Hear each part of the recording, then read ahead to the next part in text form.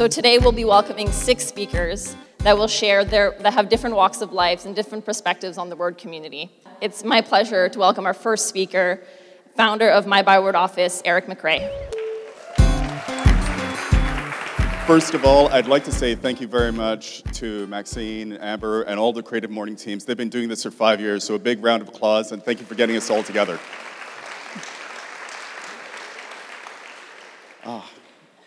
Got to get rid of that picture. So I'm Erik McRae. I'm the founder of My Byword Office. It's a co-working incubator. And part of the reasons I think that I'm here today is because I started and built out a community over the last 3 years of creative entrepreneurs. Creative entrepreneurs are people who are really like-minded. They have, like all of you here today, designers, developers, writers, engineers, and people of all different walks of life who come together in a common interest. So I wanted to start off the talk today by defining a little bit the difference between what a community and an audience is. Very often when we talk about communities, we talk about online communities. Who in the room has heard of an online community? How many people believe in online communities? Awesome. I'm hoping to change all of your minds. When you look at the definition for what an audience is something where people are observing and interacting with an individual on a stage, like myself. They are not fully engaged. And I think that is one of the key differentiators between what an audience is and what a community is. So if we look at a community, it's a group of people who live and exist in a similar place and have a combined set of interests and goals. It doesn't mean that they're all the same, and that's a very important distinction. People can have a common interest. We may all like knitting, but it doesn't mean that we are all the same individuals or cut from the same cloth, if you can excuse a pun. So we want to also talk about what are the characteristics that make up a great community. So when we talk about the characteristics of a community, we think of the likes, the dislikes, how we engage with those individuals. And one of the things I'm going to talk a little bit about towards the end is just how do we actually go about building that community. And, I think it's important to define what it is that we look for when building communities. The first thing that we have to do, super important, is being deliberate about the things that we want to actually get from that community. Individually, any of us are empowered and are able to start communities now. We can do them online, we can connect with people, we can use social media, we can use meetups and groups and all these wonderful tools and resources that we have today. And I've always had, but making sure that you're actually very specific and deliberate about what it is that you want to do. Creating a very simple set of vision and values that everyone can relate to. These are things that are, individually we can all define, but you cannot be everything to everyone. If you're going to have a community, be specific about what it is that you want to do. And understand, like for myself, when I think of my co-working community, which is, like I said, creative entrepreneurs who get together, we share resources, but there's also a certain kind of person that comes to my space. Most of them dress and look like me. They're coming in t-shirts and jeans and running shoes, and some people come in and they're like, oh, what are you guys doing here? However, they're all professionals in what they do. They all have 10, 15 years worth of experience. They're all exceptional and amazing at what they do in their individual crafts. And that, for me, was a very important thing when I was defining what my community was and how I was going to engage and how I wanted them to interact and connect with each other. So when we also talk about, how do we accept? And I'm at 30 seconds. So another important part of the community is also understanding, and Amber, phone locked. Sorry, thanks Max. Oh, it's on? And another very important part is understanding that not everyone is going to be a part of it. I get people who come into my office, and if you're coming in a suit and tie and you're going to be the business guy, you probably won't fit. And it's okay, because everyone has a space and a place where they belong, and it works and it fits for what they do and what their general interests are. And this is kind of my sniff test. When you think of communities and you look at them from the perspective of you can connect with people digitally, but if you want to build community, you have to do it in an analog. A demonstration of that is today. We're all here, we're all connecting, we're all networking, we're all together. But that's where it really happens, is when we can get face-to-face, shake the person's hand, and actually get a sense of what they smell like. And that's really key to building a strong community. That's my time. Thank you very much, everyone.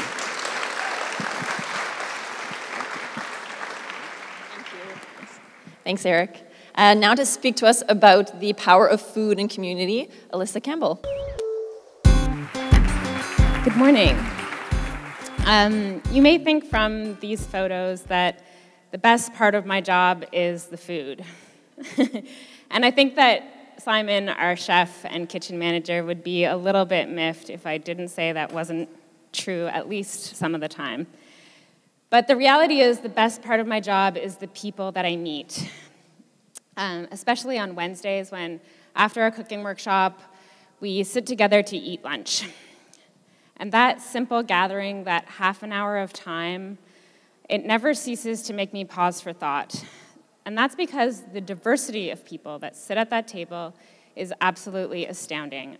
I don't know anywhere else in Ottawa where as diverse a group of people come together to have lunch. When we first started cooking workshops several years ago, we were still kind of stuck in that old food bank mentality, and we thought, we are going to teach people how to cook. And we quickly realized that a mom who's raised 6 kids in the South Sudan, she knows how to cook. In fact, she could probably teach us a thing or two. What she really wanted, what she really needed, were people, friends to eat with. Social isolation may be exacerbated by poverty, but ironically, it's an affliction that unites many of us. 60% of us say that we usually eat lunch alone, but the same percentage of people say that eating lunch with their colleagues makes their days more enjoyable. And we're right. A study released this year from Oxford University showed that eating in solitude is more strongly associated with unhappiness than any single factor other than mental illness. Social isolation, that feeling of not being connected to other people, may be one of the most debilitating ailments of our time. Karen, our director, likes to tell the story of an elderly woman who was coming to cooking workshops several years ago quite regularly. And one day, over lunch, she leaned over and whispered, "Karen, I'm not poor. I'm just lonely." We tell that story because it reminds us that she may not have been struggling financially, but she was impoverished by her community and her lack of connection to the people who lived there. When you live in poverty, the impacts of social isolation are all the more crippling. The lack of support systems and poor mental health that come with isolation and loneliness make it really difficult to escape cycles of poverty and poor health. Strong social networks are a critical part of the path out of poverty, but equally important are diverse social networks. We tend to spend time with people who are like us. Think of your own social circles. The cultural background, economic bracket, beliefs of the people that you spend time with. We spend time with people who are like us because that's what's most comfortable.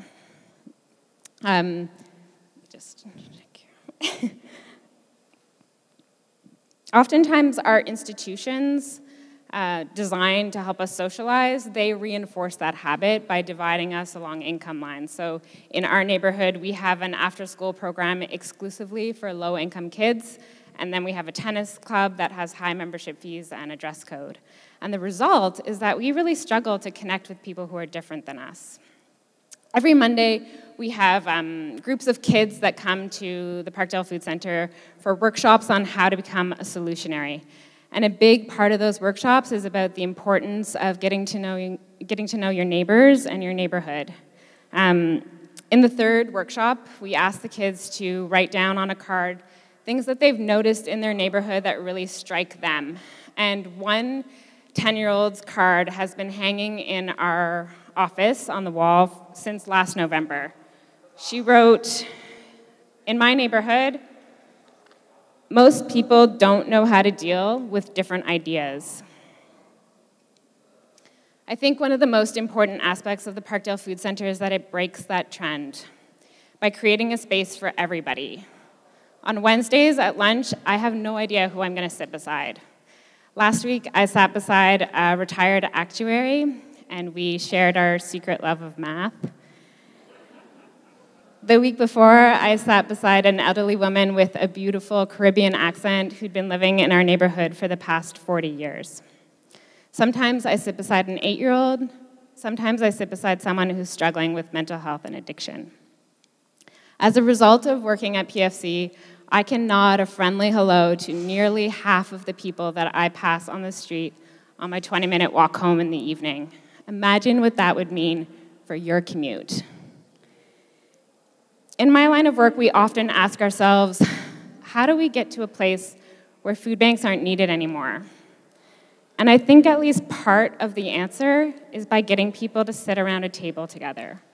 If we can create spaces where people get out of their comfort zone, get to know their neighbors, and share a meal with someone who's different than them, then that's part of the way to a place where food banks aren't needed anymore. Because one, it leads to better human understanding and empathy, and two, because it leads to a sense of belonging and community that allows people to imagine and pursue new possibilities. Thank you.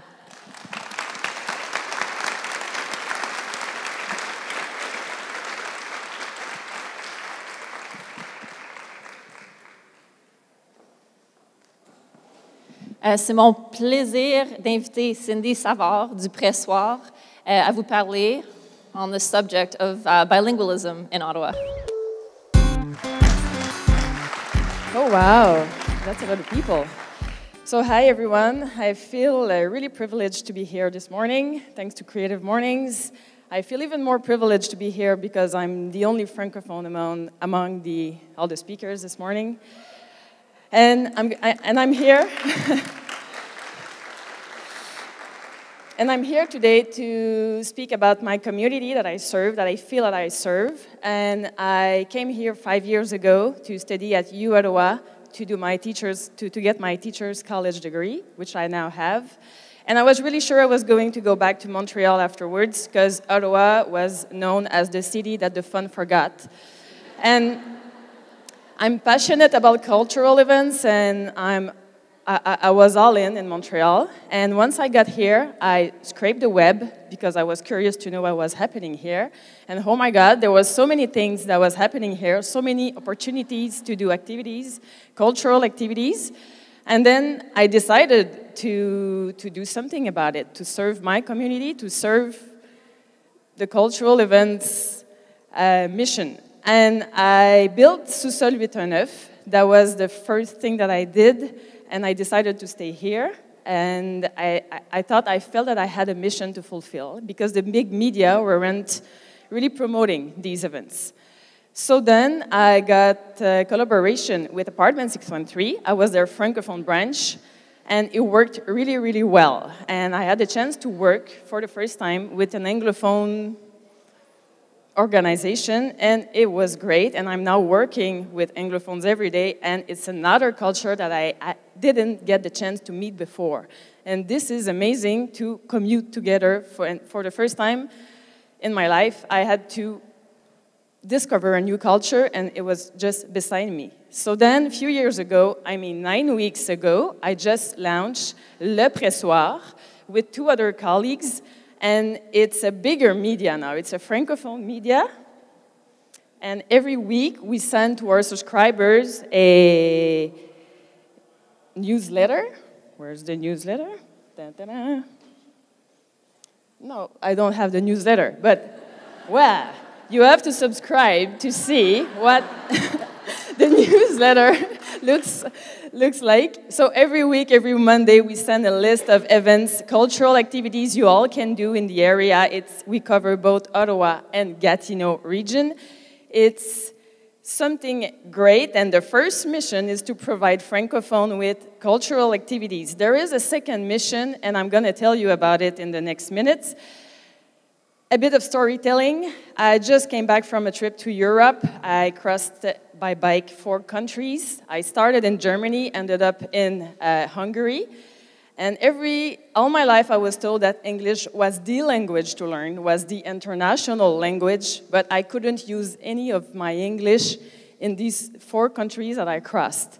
I used French. That was really helpful, and that made me reflect. I came back and I was like, oh my God, we're so lucky in Canada to have these 2 official cultures, these 2 official languages that we can use. Especially in Ottawa and Gatineau, we live with each other every day. We commute, we use the bridges. There are 4 bridges. Why not build a 5th one and just a virtual one and meet together and get interest in the other culture? The first time that I went to a theater play in English, it was at the Gladstone Theater. It was a new thing. I'm passionate about theater. The wording, the way to do things, the way to express things is so different, and I wish everyone here to be able to go and do the same thing in the other language. I'm teaching French as a second language in a high school at Glebe, in the Glebe, and all my students and parents of my students are all like, oh yeah, we're so shy. I know you all here can speak and understand a bit of French. I'm super sure about that, and the thing is, and I understand that, everyone is a little bit shy, and this is normal. I'm shy too, but this morning, I'm taking the microphone, speaking to you in English, my second language. So I think we can all open our mind to the idea of commuting together to build that 5th bridge, and my double mission is to attract your interest and attention to Le Pressoir. This is the first thing you can do, maybe. Tell your children, tell your friends, tell your relatives that exist. Come to our side of the river. Gatineau, even in Ottawa, there are so many Francophone activities that happens every day. There are more than 200 activities, cultural activities in the area, both sides of the river. It's an amazing city to live. So help me spreading the word that Ottawa isn't the city that the fun forgot. And I'm going to end with lyrics from a singer. She's from Montreal. Her name is Ariane Moffat. You probably know about her, maybe.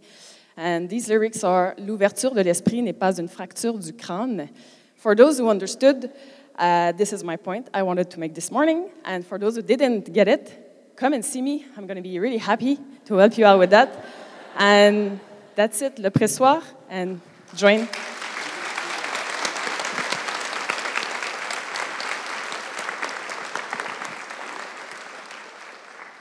All right, I'm really excited to welcome Megan Isaacs to the stage. She's co-founder of Girls Plus Skate 613.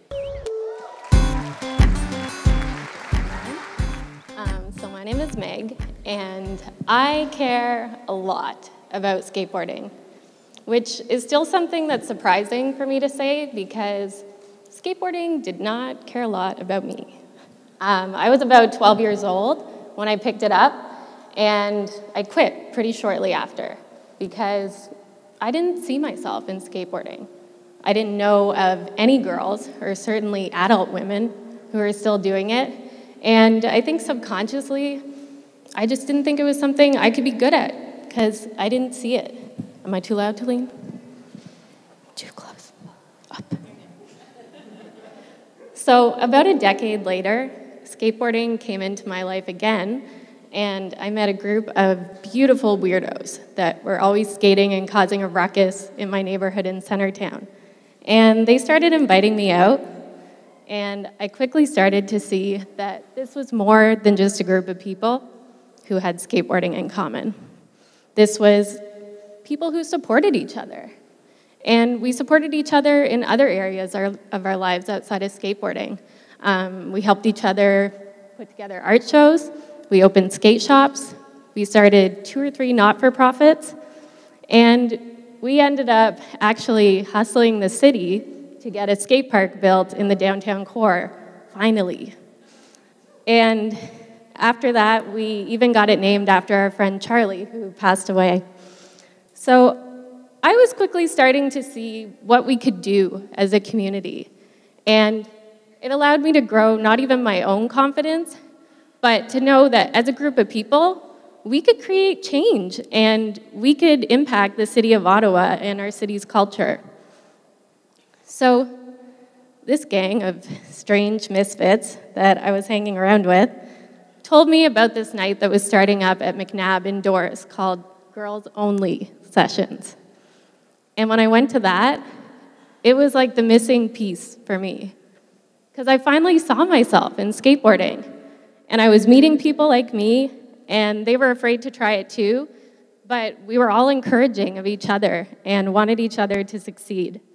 And since then, it's developed into something way more than what I could have imagined, I think any of us could have, and it's still evolving. The first couple years were incredible, and then everything changed. We got an outdoor park, and when we got an outdoor park, they closed our indoor park at McNabb. So what this meant was we went from an indoor space where everyone felt pretty comfortable to being forced outside in a public space where everyone could see us fall. And I've done it many times, but it sucks to eat shit in front of a bunch of people. It's not fun. But when you have a group of people who support you, you've got 5 hands right away picking you back up. Do you need a hug? Do you want a Band-Aid? It's totally different than the experience I had at 12 when I started out. And so we needed to reflect on that, because if we were moving outside, we needed to keep our programming accessible. We didn't want people scared off because they were going to eat it outside in front of people and never want to come back. So we took a look at that, and we took a look at the fact that the people coming to our sessions, they weren't girls only, like our name implied. They were folks from diverse identities of all ages who had found a place that they belonged on Thursdays. So yes, it was skateboarding, but it was so much more than that, and we needed to evolve to reflect that. So that summer, we changed our name, our logo, our brand identity, and we made it clear to everyone that our skate sessions weren't for girls only. It's for anyone that wanted a space to learn and be encouraged to learn and make mistakes. So this was only able to happen because we were open to that change. And none of us wanted to create barriers in skateboarding the way that there were barriers for us when we started. And I think what that comes down to when you're looking to build a community and evolve is opportunity. There weren't the same opportunities for me in skateboarding that there were for my guy friends. And opportunity is something that you really shouldn't take for granted. I've spent a lot of time over the years explaining to people the subtle and not so subtle forms of exclusion that exist for women, for girls, for queer and trans folks, for people of marginalized identities that don't fit into the white boys club that the skate industry caters to. So it was time for change. And sure, you'll lose some people along the way who might not understand what you're doing to grow with your community and evolve, but communities are not static. They never have been, and they never will be. They're always changing, and they're always evolving. And there's nothing but good that can come from creating room for that growth. What we have now as a result of that is an inclusive space for everyone, all ages, all identities, and all abilities. Slide. So our ever-growing and evolving community can be found on Thursday nights at Charlie Bowen's skate park in the downtown core. And if you come check us out sometime, you might find a home in skateboarding the way that I did. Thank you.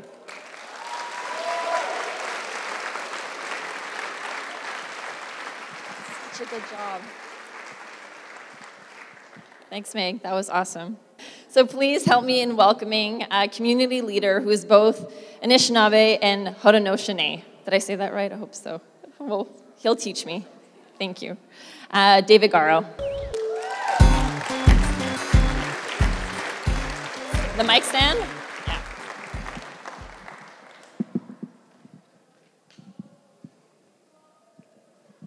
I'm going to have to use my index cards because I'm not quite as good at remembering things as the other speakers. And if I didn't, I'd probably rant on for like longer than 10 o'clock. So thank you, Maxine. My name is David Garrow.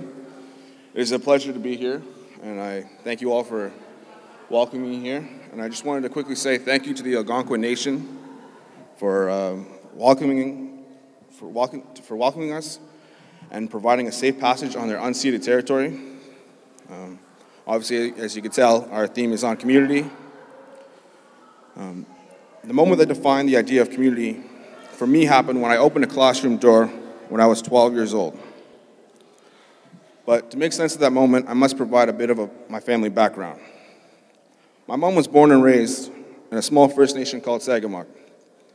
She grew up with 9 sisters and 3 brothers. The kids grew up collecting berries and working with the garden. My mom's job was walking a few kilometers every day with a pail to get water for the family from the local well. This is a great example of the incredible work ethic we all know my mom to have through her education and government career. My father was born in Akwesasne, raised in Akwesasne in Buffalo, New York, with his 3 brothers. He developed his lifelong sense of morals and ethics serving the United States Air Force. He would go on to work in Indigenous affairs and consulting.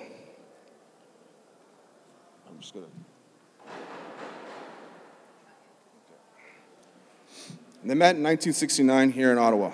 Together they raised 5 boys. I am the youngest. I'll just pause here and let all the collective parents collectively moan, "Oh, that poor mother." That ancestry makes my brothers and I Haudenosaunee and Anishinaabe. In English, that's Mohawk and Ojibwe, or Ojibhawk, as you can see on my shirt, and as we amusingly like to say. My parents lived in various parts of Ontario, but most of us were raised in Peterborough. As you know, Peterborough was a very Catholic and Caucasian city. I grew up knowing my family was proudly Haudenosaunee and Anishinaabe, but I knew we were different from everyone else. And we did face some discrimination, like everywhere. But for the most part, we were welcome there. We still have lifelong friends in Peterborough, and we try to return as much as possible. As you can see, there were a lot of elements in my life shaping my sense of community. My mom and dad's different First Nations, the Canadian and American cultures that surrounded them, my dad's military background, and Ontario's small city life. But I never really thought about the notion of community until that day we moved to Ottawa, and I first opened my first classroom door at Fisher Park Junior High, just over on Holland Avenue. All my life, I had been that one non-Caucasian in my Peterborough classroom. At Fisher, I encountered my first culture shock, if you will.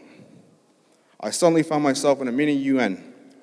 My classmates were Canadians with ancestry from Vietnam, Somalia, Japan, England, France, Nigeria, China, Jamaica, and Kuwait. And I could still see all their beautiful faces when I first opened that door. And what we had in common was that we all had great-grandparents, grandparents, and parents that persevered, who decided that they were going to make their lives here. At some point, 10, or 50 years ago, someone had chosen to leave their home and move to a place where their kid could have a better future than they had. They weren't born into community, they chose one. You don't have to inherit your community, you can build it. That experience defined my sense of community, and to a large degree, my life. Currently, I work for one of Canada's leading Indigenous consulting firms, Envision Insight Group. I love working there because we've chosen specifically to work with and for Indigenous peoples and communities. We recently launched a series of Indigenous cultural awareness courses for companies, departments, students, and just individuals who want to understand what reconciliation really means. My latest passion is volunteering. As an ambassador and mentor for a group called Apathy is Boring. It's a youth-led organization that works to educate and support young people to be active citizens in their community. The RISE program that I'm a part of just recently conducted 3 social inclusion workshops throughout Ottawa just this past spring. It's completely youth-led, and again, the message we're driving home is the same. You don't inherit your community, you create it. I'm still learning from and building my community, and hopefully that process will never stop. My Haudenosaunee and Anishinaabe roots are a huge part of who I am, and I'll always probably nurture that part of myself. But I've also chosen to define myself as part of a larger community, one that accepts people regardless of their skin color, politics, religion, gender, age, sexuality, or all those other borders that separate us from them. Community is wherever our neighbors, friends, and family are. We seem to be at a defining moment with a lot of powerful voices in the wind, looking to divide us and turn us against each other to take away our connection to community. And for those people who believe that we're born and locked into one group, that can be a seductive message. But to the voices that would push us back behind our walls, I say, not on my watch. I will not choose fear. Instead, I choose forgiveness. I will not choose anger. Instead, I choose laughter and love. And I will not choose to live within the boundaries someone else chooses to define as a way to exclude others from our community. The community I choose is going right into that Fisher Park classroom and embracing what's there. I choose my yearly Secret Santa parties with my friends from junior high. I choose storytelling with my friends and family at get-togethers throughout all the city and back in our communities. I choose the awesomeness of a St. Patrick's Day party hosted by 3 Canadian brothers from Nigeria here in the south end of Ottawa. I choose my niece's naming ceremony in Nepean. I choose that learning from volunteering that apathy is in fact boring. I choose listening to our elders, whether they're from Akwesasne, Renfrew, or Somalia. I choose having a coffee and a handshake with someone with opposing views rather than a social media argument. I choose the community that gives an Ojibhawk voice a voice to speak out. I choose sharing whatever version of this land we so make it to be. And lastly, I choose to build community. What type of community do you choose? Miigwech, and thank you.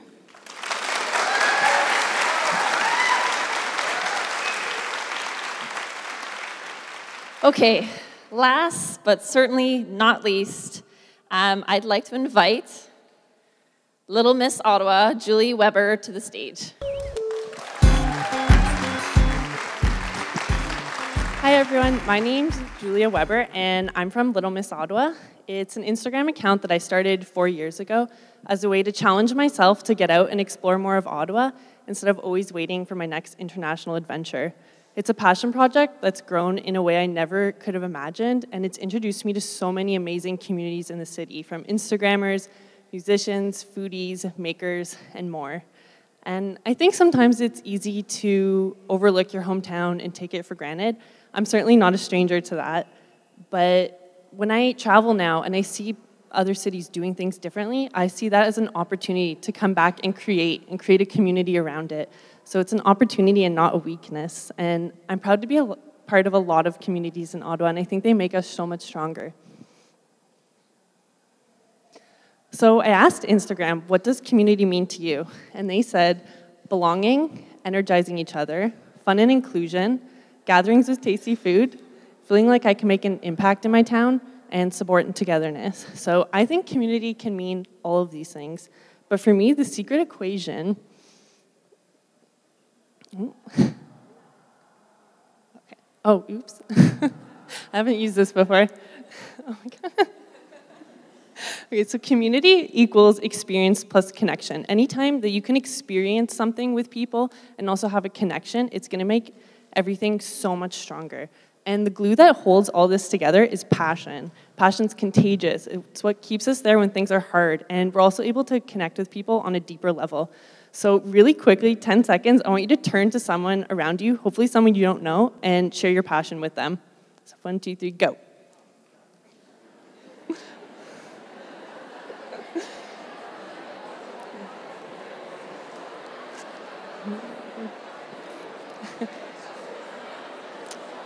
Okay. Keep going. Okay. All right, so I hope that you learned something cool about your neighbor, and hopefully sharing your passion, you're able to connect with them. Back here. Icebreaker. So not only do communities help you connect on that deeper level, share your passions, experience things with other people, but there's also 2 huge benefits. So the World Health Organization recognizes the social support of communities as something that positively affects our health over the course of our life.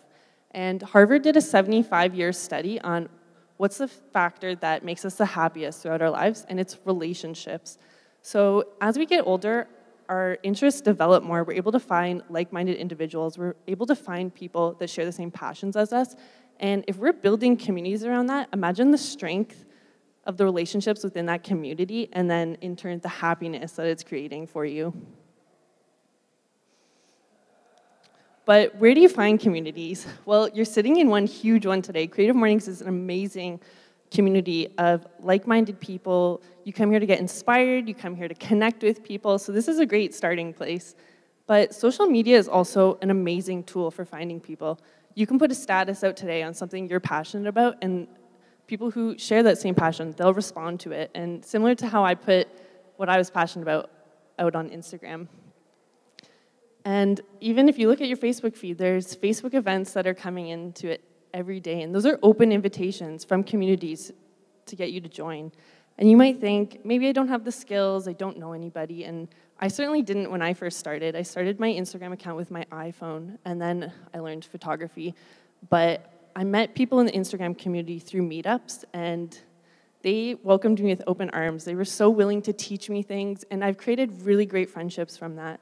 So it's also important to note that you can start on social media, but you need to take it offline. You need to meet with people in person and really build those experiences, build those connections. And the more active you are in the community, the more you're going to get from it. And I can guarantee everything that you put into it, you're going to receive back tenfold.